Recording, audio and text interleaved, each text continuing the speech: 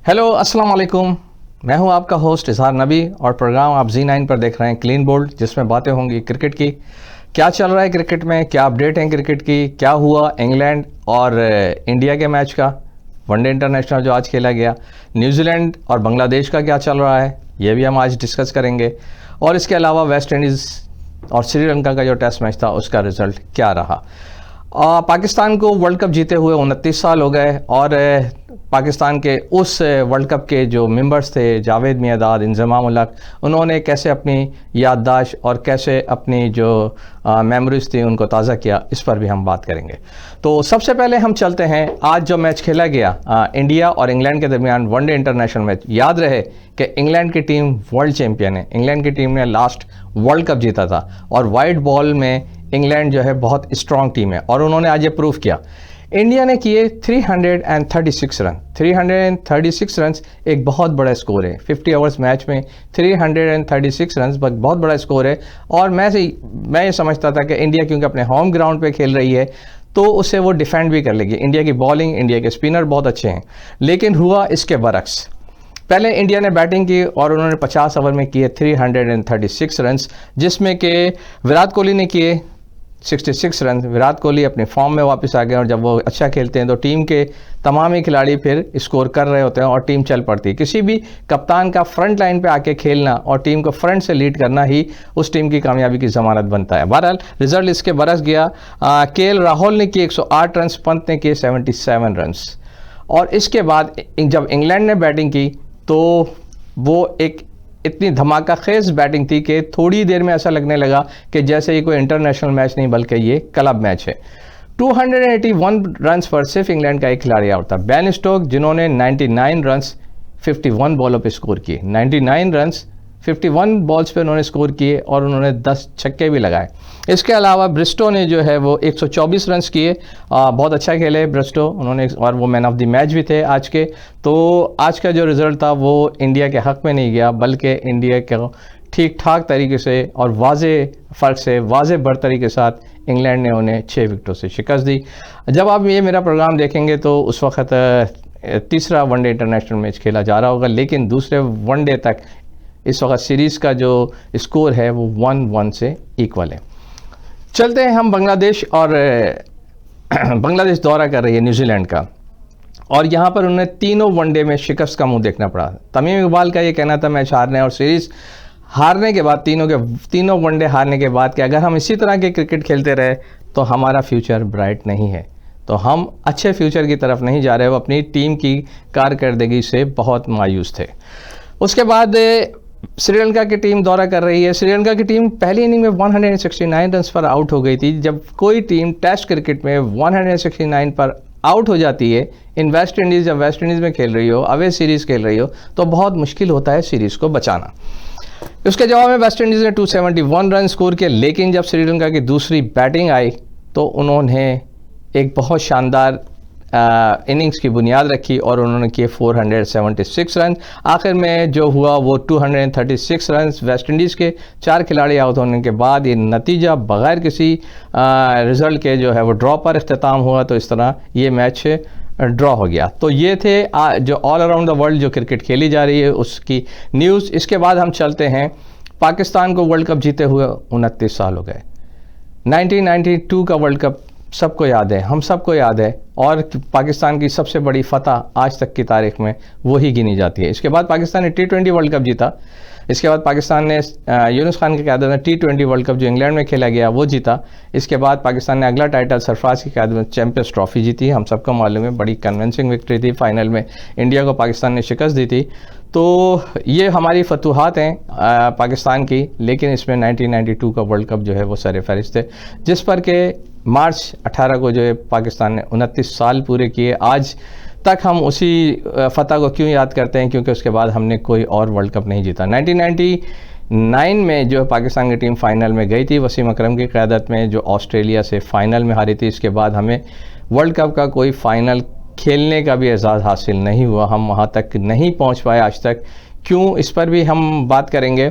हमारे ब्रेक के बाद हम एक्सपर्ट शहीद को इस पर लेंगे, उनका भी पॉइंट ऑफ व्यू से सुनेंगे क्या इसकी वजह है कि हम सिर्फ एक ही वर्ल्ड कप जीत के बैठ गए और उसके बाद हमारी टीम ने वो कारकर्दगी नहीं दिखाई। क्या उस तरह के सुपरस्टार हमारी टीम में नहीं आ रहे हैं, या हमारी टीम में क्या ऐसी चीज़ है कि आज तक हम जो उसके बाद वर्ल्ड कप नहीं जीत सके। जावेद मियांदाद ने एक स्टोरी शेयर की है वर्ल्ड कप के हवाले से, और वो थी कि जब पाकिस्तान की टीम मुसलसल हार रही थी तो पाकिस्तान की टीम में इख्तलाफात हो गए थे, और पाकिस्तानी प्लेयर बहुत सारे ऐसे थे जो इमरान खान की उस क़यादत के अंदाज़ को पसंद नहीं कर रहे थे, लेकिन बाद में मैंने खिलाड़ियों को कन्वेंस किया कि वो मुत्तहद हों और इमरान खान की क़यादत में, और हम जीत की जब तक टीम यूनाइटेड नहीं होगी तो वो रिज़ल्ट नहीं आ सकेंगे। अलमुख्तसर कहने का मेरा ये।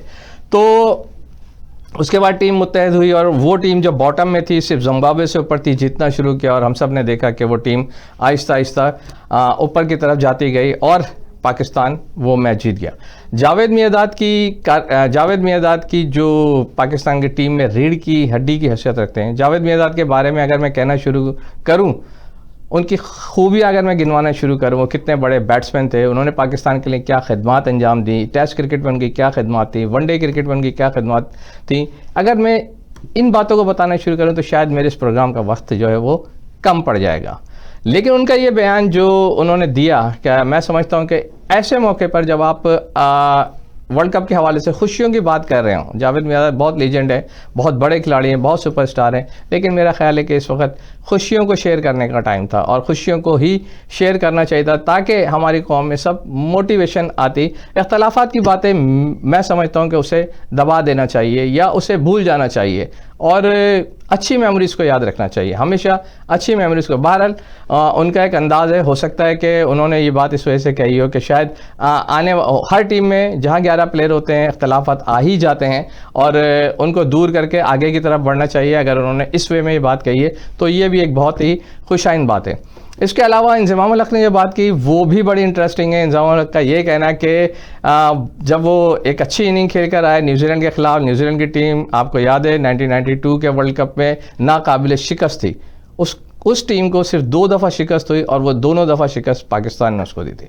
इंज़माम उल हक़ का ये कहना है कि जब मैं एक अच्छी इनिंग खेल कर आया तो एक सीनियर खिलाड़ी ने जब मैं शावर ले रहा था तो मैच ख़त्म होने के बाद तो मुसलसल बाहर खड़े होकर मुझे उन्होंने कहा कि ये खिलाड़ी जो है वो सिफारिशी है उसे, और ये कोई मैच विनर नहीं है, ये नहीं है। हालांकि उनका कहना है कि मैं अपनी मेरिट पर आया था और मैंने श्रीलंका के खिलाफ वर्ल्ड कप से पहले 2 सेंचुरी स्कोर की थी। बहरहाल उन्होंने अपनी मेमोरी शेयर की है। मैं समझता हूँ इस वक्त इंज़माम उल हक़ साहब जिस मुकाम पर हैं, उन्होंने जिस तरह के क्रिकेट के लिए वो इतना बड़ा नाम है, या तो उन्हें ये बात नहीं कहनी चाहिए थी, बहरहाल उन्होंने ये कह दी, लेकिन ये मेरा कहने का मकसद जो है वो ये है कि इंज़माम उल हक़ साहब को भी अगर वो खुशियों वाली और वो मेमोरीज़ जो पाकिस्तान ने वर्ल्ड कप जीता, अगर उनकी बातें करते तो ज़्यादा अच्छा होता। या तो वो उस खिलाड़ी का नाम ही बता देते कि वो कौन है क्या है, लेकिन जब वो ख़त्म हो गया और पाकिस्तान की विक्ट्री हो गई, पाकिस्तान ने उस वर्ल्ड कप के साथ बहुत अच्छी मेमोरीज़ आज तक जो है हम पाकिस्तान के उस वर्ल्ड कप को याद करते हैं।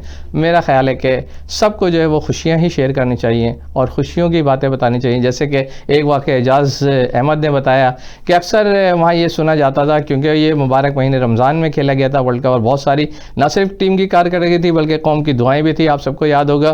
तो एक साहब एक गोरा अक्सर आके पूछता था कि यार मैं सुन रहा हूँ कि पाकिस्तान की टीम की एफर्ट्स तो हैं, लेकिन पाकिस्तान रमज़ान की वजह से जीत रहा है, तो ये वो कौन रमज़ान है, मैं उससे मिलने आया हूँ, प्लीज़ मुझे उससे मिलवा दो, रमज़ान कौन सा प्लेयर है। तो उन्हें बताया गया कि भाई ये रमज़ान कोई प्लेयर नहीं है, बल्कि ये पाकिस्तान का वो मुक़द्दस महीना है जिसमें कि दुआएँ करके उसकी बदौलत हम ये मैचेस जीत रहे हैं। तो ये वो सारी बातें थी 1992 के वर्ल्ड कप के हवाले से। और वंस अगेन मैं यही कहूँगा कि पाकिस्तान ने इसे बहुत अच्छे तरीके से अख्तिताम किया था।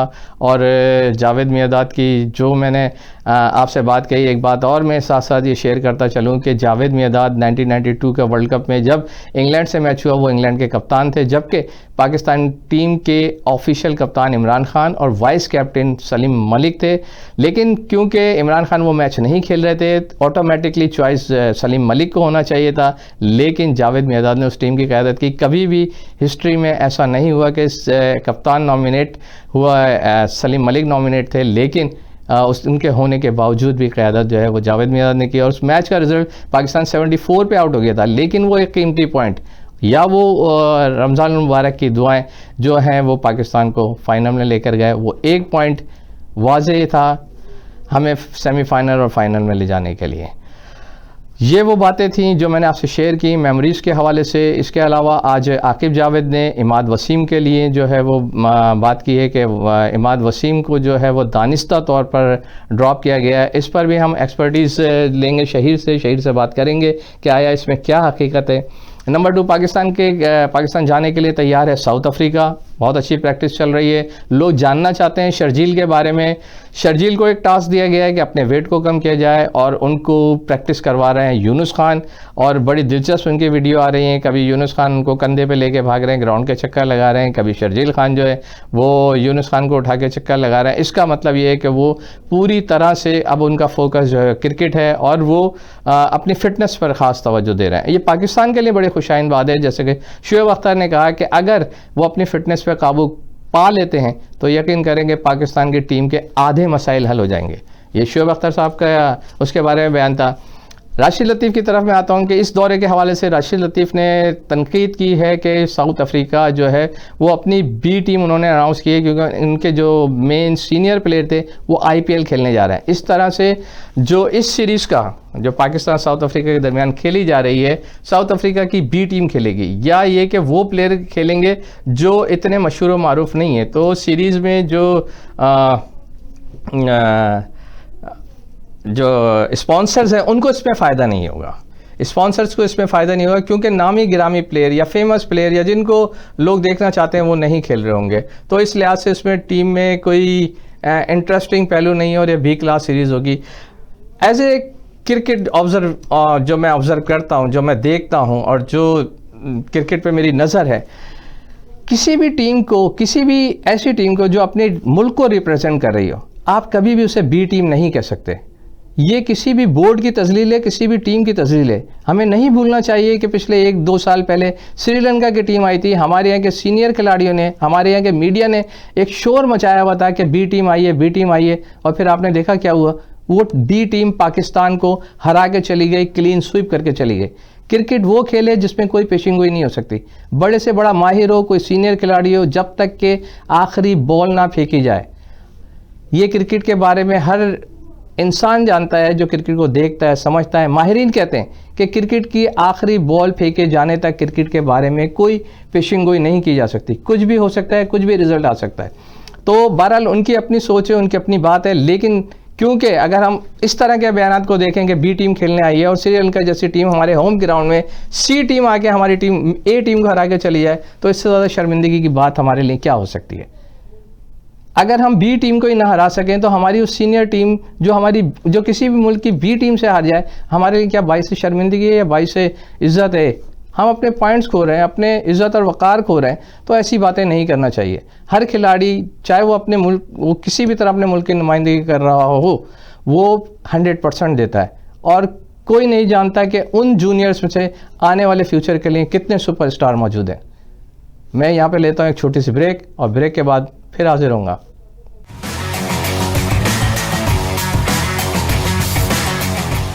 Welcome to the world of flavors, where we treat your taste buds to celebrate and share the happiness, no matter how big or small they are. Welcome to Shireen Mahal, now with 4 locations in the GTA, where you get the best quality traditional Desi sweets, chicken tikka patties, hunter beef, cakes, pastries, carrot halva, halva puri on weekends served with Kashmiri chai, and much more. At Shireen Mahal, serving at 4 locations in GTA, where you get the best quality traditional Desi sweets. हर्लिस law legal services. हम इंसानी हकूक की खिलाफ वर्जी, बिला वजह नौकरी से बर्खास्त करना, माहिदों की खिलाफ वर्जी और माजूरी की इंश्योरेंस ना होने पर न सिर्फ आपके साथ हैं बल्कि आपकी जायज हकूक भी दिलवाएंगे। इसके अलावा हादसात या एक्सीडेंट की सूरत में आपको बेहतरीन फवायद हासिल करने में भी आपकी मुआवनत फराहम करेंगे। हम सैकड़ों मुतासरीन को इज्जत और वकार, जिसके वो मुस्तहिक हैं, के साथ जिंदगी गुजारने में मदद कर चुके हैं। तजुर्बाकार और पेशावर माहिर कानून से मुकम्मल एतमाद के साथ तामिल में बात करें। We believe that everyone have the right to live with dignity and respect. हर्लिस लॉ लीगल सर्विसेज। मशवरे के लिए 9058486726 या 6474057774 पर अभी कॉल करें। You can trust Harley's Law.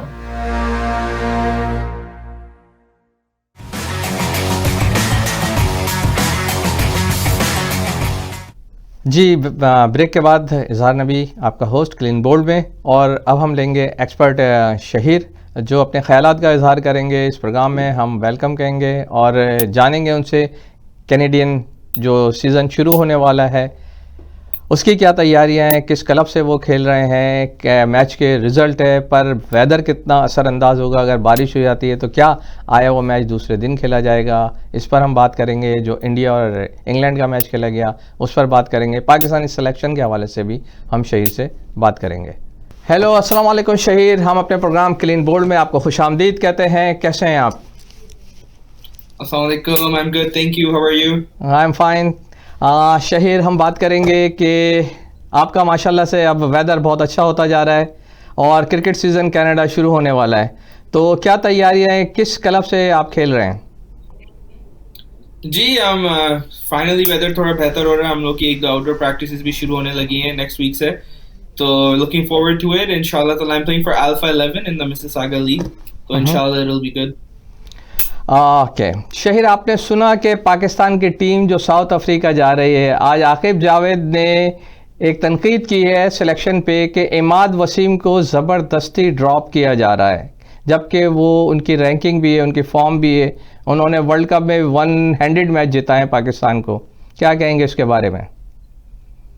देखिए, एक क्रिकेट में बड़ी मजे की सेइंग है कि no one's bigger than the game and no one's bigger than the team they play for. Game से बड़ा कोई नहीं है, राइट? इमाद वसीम का अगर आपने देखा होगा कि अभी जो न्यूजीलैंड में T20 सीरीज हुई थी, तो उसमें इमाद वसीम की बॉल पे किसी ने कैच ड्रॉप किया, तो उस कैच ड्रॉप करने के बाद इमाद वसीम ने अपना कैप फेंका and he just left the field, right? तो अब डिपेंड करते हैं कि आप ऐसे प्लेयर का एटीट्यूड अपनी टीम में कैरी करना चाहते हैं कि आपकी टीम का क्या एटीट्यूड है, आप क्या प्रिंसिपल, क्या आपकी टीम वैल्यू क्या है जो आप दुनिया को दिखाना चाह रहे हैं। क्या आप ऐसे एटीट्यूड को बर्दाश्त करेंगे या आप ऐसे एटीट्यूड को आप सबक सिखाएंगे? तो या उसकी कोई परफॉर्मेंस तो बुरी नहीं थी जिसपे वो ड्रॉप किया, लेकिन अभी मोहम्मद वसीम का एक कोट भी आया था कि शोएब अख्तर के थ्रू अंदर की बात है थोड़ी सी कि कुछ प्लेयरों को सबक सिखाने के लिए ड्रॉप किया। तो अगर इमाद वसीम को सबक सिखाया जा रहा है तो I think it's a good decision, क्योंकि no one's bigger than the game. बिल्कुल आपने सही कहा, और ये बात सही है कि अगर टीम किसी के इस तरह के बिहेवियर से अगर टीम में कोई डिफेक्ट आता है तो उसे हमें दूर करना चाहिए, ये फ्यूचर के लिए बहुत अच्छा है। जी, एक एग्जाम्पल सेट होता है सब प्लेयर्स के लिए, राइट? अच्छा, मुझे ये बताएं शहीर, आज इंडिया और इंग्लैंड का एक बहुत बड़ा मैच था, लेकिन इंग्लैंड ने इसको बड़ा कन्विंसिंगली जीता, और इंडिया को इन इंडिया इतनी आसानी से हराना क्या मायने रखता है? देखिए, वही बात है ना कि आप क्या प्रेपरेशन करते हैं टूर से पहले। जब इंग्लैंड की टीम 2015 का वर्ल्ड कप हारी थी, उसके बाद उन्होंने अपना पूरा ऊपर से लेके नीचे तक उन्होंने अपना पूरी टीम चेंज कर दी थी। व्हाइट बॉल, उन्होंने व्हाइट बॉल और रेड बॉल का एक सेपरेशन शुरू किया कि रेड बॉल और white ball is not the same. उस दिन के बाद से स्टुअर्ट ब्रॉड और जेम्स एंडरसन, जो इंग्लैंड के बेस्ट बॉलर्स हैं, उन्होंने आज तक एक व्हाइट बॉल दोबारा उसके बाद उन्होंने नहीं खेली। उन्होंने प्लेयर पिक की, हमारे व्हाइट बॉल स्पेशलिस्ट हैं, उनको बनाया और उनको लेके चले। उन्होंने अपनी मेंटालिटी चेंज करी कि या तो हम 40 पे ऑल आउट हो जाएंगे या हम 400 रन करेंगे। और वो 40 पे ऑल आउट होते तो वहां पे मीडिया में शोर नहीं मचता, उनके लोग बर्दाश्त करते हैं। उनको पता है कि जो अभी 40 पे आउट हुए लेकिन 400 भी करेंगे। और पिछले 5 साल में 400 सबसे ज्यादा रन करने वाली टीम इंग्लैंड है, 350 प्लस स्कोर सबसे ज्यादा करने वाली टीम इंग्लैंड है, राइट? तो अब देखिए, उन्होंने रीब्रांड किया अपने आप को, उन्होंने टाइम दिया, उन्होंने इन्वेस्ट किया। वो पेशेंस आर की, right? Which I think is the biggest problem in Pakistan, क्योंकि अभी जो आज KL राहुल ने सेंचुरी की है, इवन दो इंडिया लॉस्ट, लेकिन KL राहुल के लास्ट 5 स्कोर आपको पता है क्या है? जी, लास्ट 5 स्कोर्स KL राहुल के 0, 1, 0, 0, 14, उसके लास्ट 5-6 स्कोर। अगर हमारे यहाँ कोई इस तरह की परफॉर्मेंस देता तो शायद आगे 5 साल भी नहीं आ पाता हो। वही बात है ना कि अब बैड फॉर्म आता है तो हम लोग क्या फॉरन टेक्निक पे भी तनकीद शुरू हो जाती है, लेकिन किसी को ये नहीं पता कि बैड फॉर्म की वजह से टेक्निक अच्छी भली भी खराब हो जाती है। शान मसूद का टीम से ड्रॉप होना नहीं बनता था, राइट? अगर KL राहुल की 5-6 इनिंग कितने 4 या 3 डक है उसकी, एक डबल डिजिट स्कोर है, बाकी सब 0, 0, 1, 0, 14 उसका स्कोर है, तो आपको देखिए उन्होंने इन्वेस्ट किया, विराट कोहली से बार बार सवाल पूछा गया प्रेस कॉन्फ्रेंस में कि केएल राहुल का क्या करेंगे आप, वो फ्लॉप हो रहा है, ये हो रहा है। उसने बोला देखिए हमारा अच्छा प्लेयर है, हमें ट्रस्ट है, फॉर्म आएगी, हम उससे कुछ नहीं कर रहे, he'll keep playing।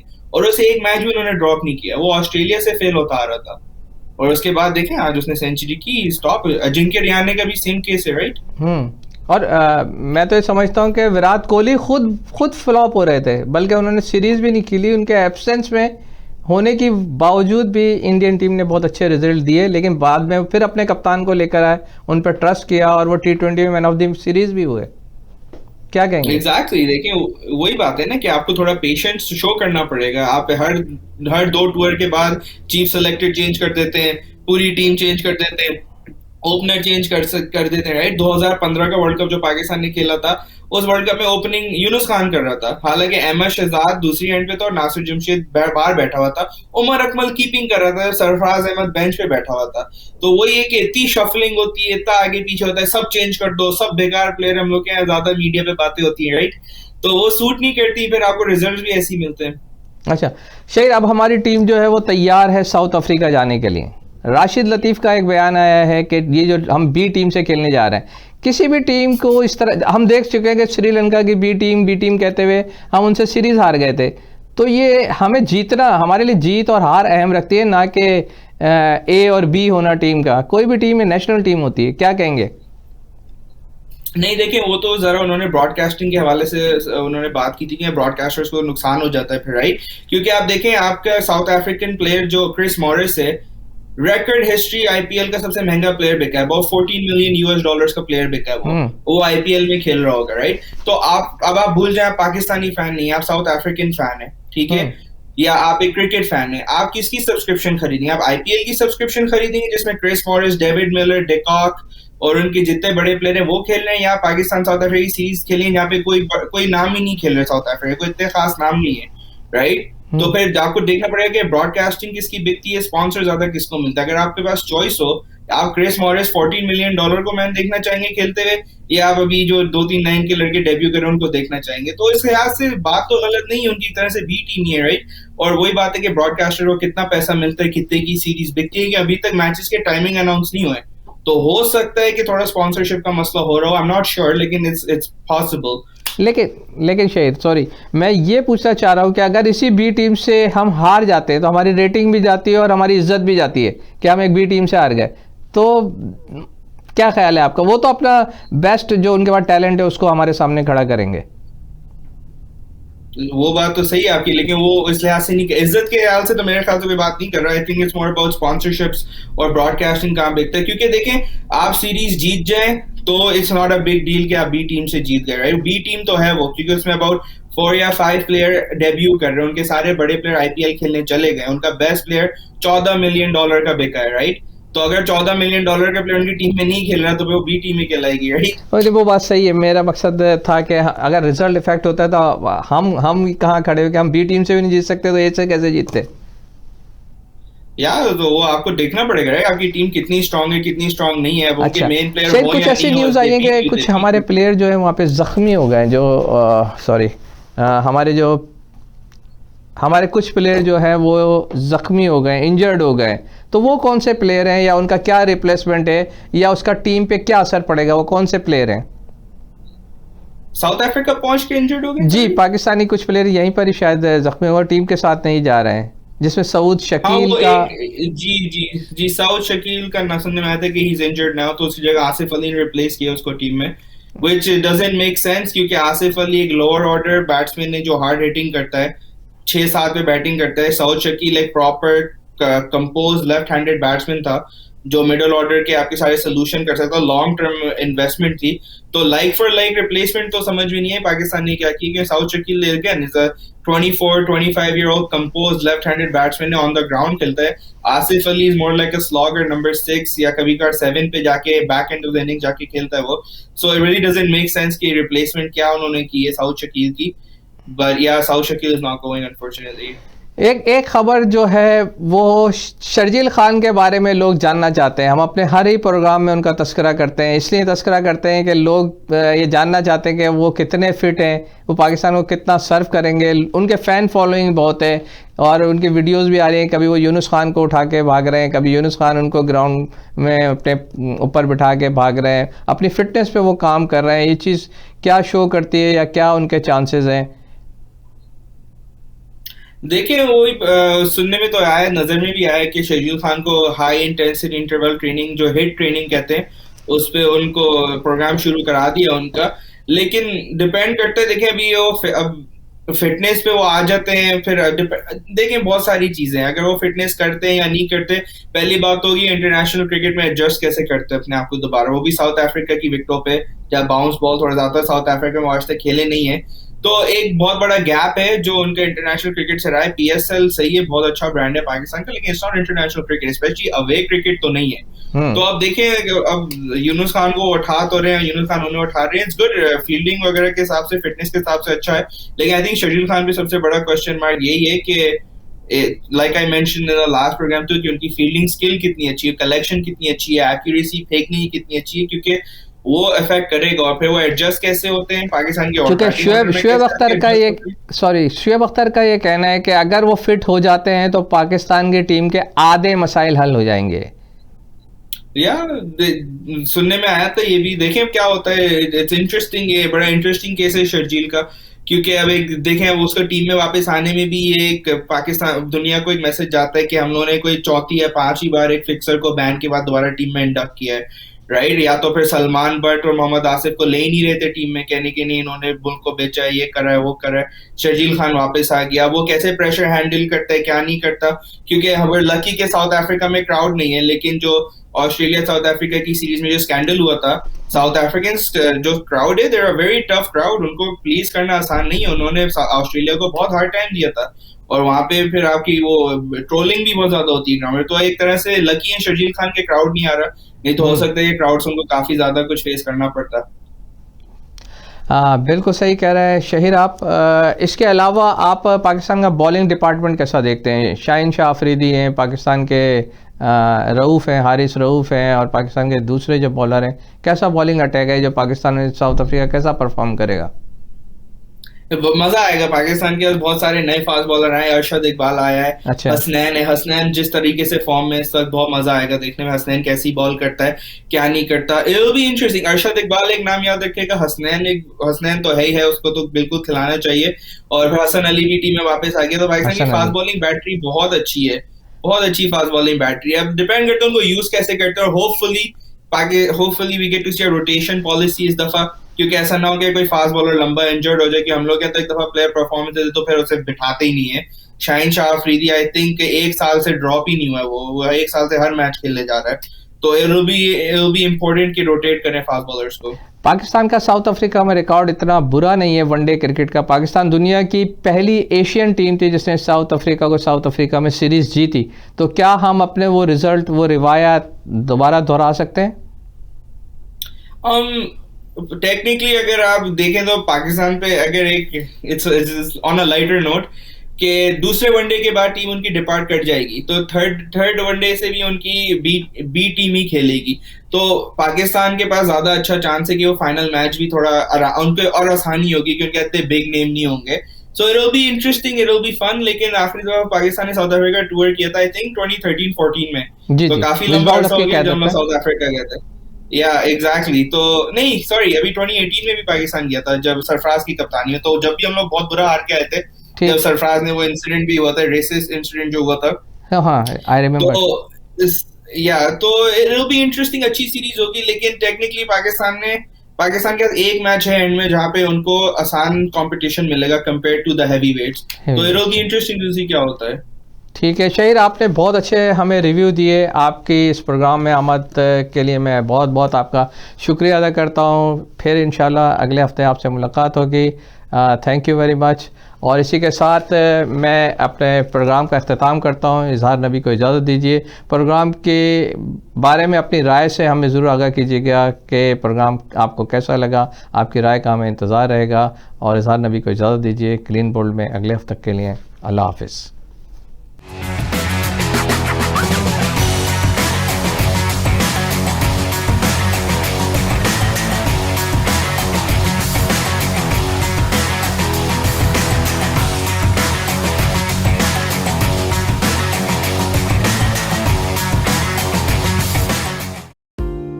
Buying or selling a residential or commercial property is one of the biggest financial decisions most people will make in their life. The real estate lawyers at Alam Law Chambers will guide you through the complete real estate laws to ensure your transaction completes on time and your dreams come true. Reliable and affordable. Alam Law. कामयाबी मिलती है knowledge और action से at the right time and at the right place. इसीलिए मिलिए real estate में कामयाबी की जमानत आमिर रियाज के साथ, experienced, honest and dedicated real estate expert, जिनके साथ अब प्रॉपर्टी लिस्ट कीजिए सिर्फ 1% कमीशन पर। सो बाय, सेल और इन्वेस्ट विद आमिर रियाज।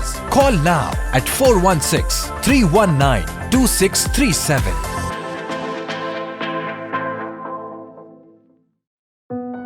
आपके रिश्तों का खूबसूरत आईना जिसमें अपनेपन का एहसास है, प्यारा सा अटूट विश्वास है, जिसकी जगह कोई नहीं ले सकता, जो आपके फसानों को हंसी बनाए, बचपन के ख्वाबों को हकीकत बनाए और आपके सौंदर्य को चार चांद लगाए। अल मदीना ज्वेलर्स, विश्वास अपनेपन का। रियल एस्टेट इनका पैशन है और हर क्लाइंट की सेटिस्फैक्शन इनका अल्टीमेट गोल, यानी सेटिस्फैक्शन गारंटीड। आपके बजट, फाइनेंशियल सिचुएशन और पसंद की लोकेशन के साथ परफेक्टली मैच्ड प्रॉपर्टी दिलाना है ऑब्जेक्टिव इनका। Honest and dedicated real estate professional Afzal Paracha from REMAX real estate centre brokerage, यानी घर खरीदिए या बेचिए इत्मीनान के साथ with Afzal Paracha. Call now at 647-890-4205 और विजिट afzalparacha.ca। कामयाबी मिलती है नॉलेज और एक्शन से। रियल एस्टेट में भी मानिए knowledgeable and right time decision makers की बात, जैसे Anees Ahmed from Cityscape real estate brokerage. तो कमर्शियल या रेजिडेंशियल प्रॉपर्टी की बाइंग, सेलिंग या इन्वेस्टमेंट के लिए अभी राब्ता करें Anees Ahmed at 647-686-7352। Anees Ahmad.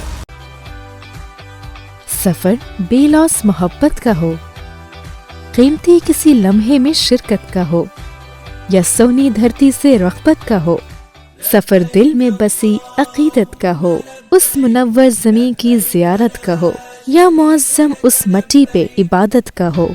King travel सफर से जुड़े आपके सभी जज्बात की कदर करता है, तभी तो आपके हर सफर को इस कदर आसान रखता है कि तवील से तवील सफर का भी हर लम्हा खुद मंजिल का निशान लगता है। King Travel. For further information, call 1-800-844-5464. Real estate की दुनिया में एक बाएतमाद और काबिले भरोसा नाम, honest and dedicated real estate professional Mahmood Bhullar आपकी बजट, फाइनेंशियल सिचुएशन और पसंद की लोकेशन पर परफेक्ट रेजिडेंशियल और कमर्शियल प्रॉपर्टी दिलवाना है इनका काम। गारंटीड सेटिस्फेक्शन का एक ही नाम, Mahmood Bhullar from Royal Le Page signature realty brokerage. मजीद मालूमात के लिए अभी कॉल मिलाएं 416-452-0505। वक्त के साथ साथ हर चीज की कीमत बढ़ती है, मगर कामयाब है सिर्फ वो लोग जो इसकी घन गरज को समझते हैं। तो मिलिए रियल एस्टेट मार्केट के experienced real estate professional Wajid Malik से। GTA में रियल एस्टेट मार्केट के हर अंदाज से वाकिफ। आप फर्स्ट टाइम बायर हैं या एग्जिस्टिंग ओनर जो घर खरीदना या बेचना चाहते हैं, contact now Wajid Malik at 416-827-3333। Wajid Malik, trusted name in the community. GTA की top of the line quality printing में we are the leaders with lowest prices in town. We are Z9 Media. Top quality और lowest prices है guaranteed. हर तरह की graphic designing और printing services from huge banners to posters, real estate signs, vinyl, magnet flyer, business card. Your one-stop shop for all science and printing needs. Call now 647-500-9477. Z9 Media.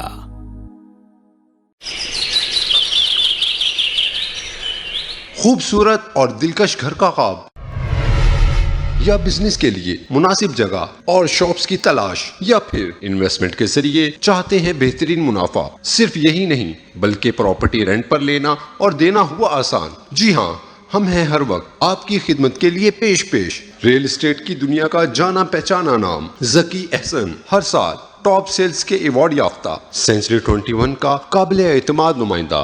तो अभी call कीजिए 416-879-6537। If you want to buy or sell residential, commercial, investment property, then call Gold Award winner and certified negotiation expert Zach Hassan at 416-879-6537. Are you tired of low sales from your business? Are you looking for the best way to increase your sales? Contact us today and let us show your business to thousands of local and global customers.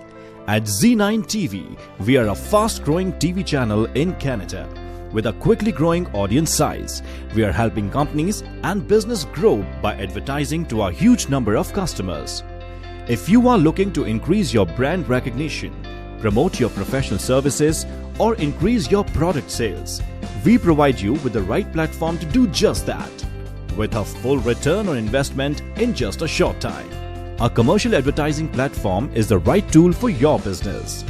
At Z9 TV, your business is never too small to advertise since we have different packages for everyone.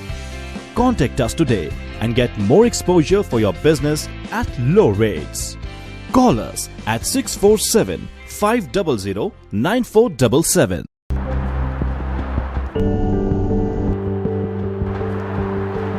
More shopping? Yes, on my home.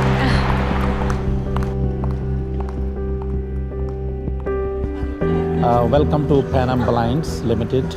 My name is Bobby, and I would like to introduce our very newest product. It is only with us with Pan Am Blinds in improved. It's combination of and silver shades, so Venus shades, or Shangri-La shades. So it's a very unique and new product in different color. It's an energy saver. You can save your 85% energy, and also it has child safety features over here. If you see here, if it goes down, it will open itself, and you will see through from this, but ultraviolet rays controlled. No UV light will come in, and you can see out, and people, they can see very slightly. Please come to our store and see how many beautiful colors we do have, and enjoy your comfort of life.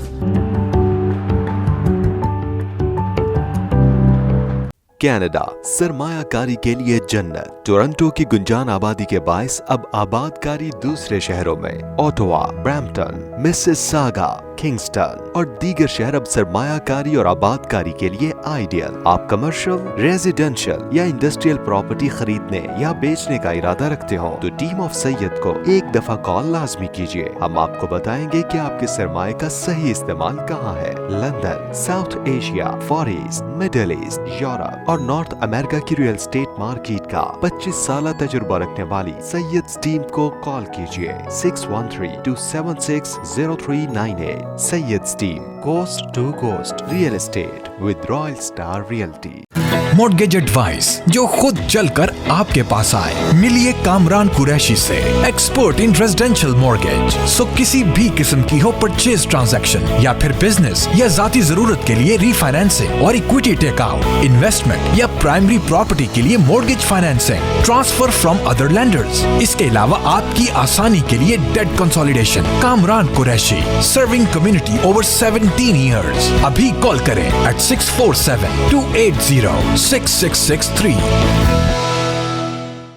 Canadian Ultrasound Institute has been training candidates for Ontario licensing in sonography since 2014. We provide preparation and training for general ultrasound, abdomen, obstetrics, gynecology, cardiac ultrasound known as echocardiography, and vascular technology. We also assist our students step by step for Ontario licensing applications and Sonography Canada exam preparation. If you are interested in becoming a licensed sonographer in Ontario and Canada, we welcome you to the Canadian Ultrasound Institute. If you know foreign medical professionals coming to Canada soon, we can assist them from now on to prepare for Ontario licensing.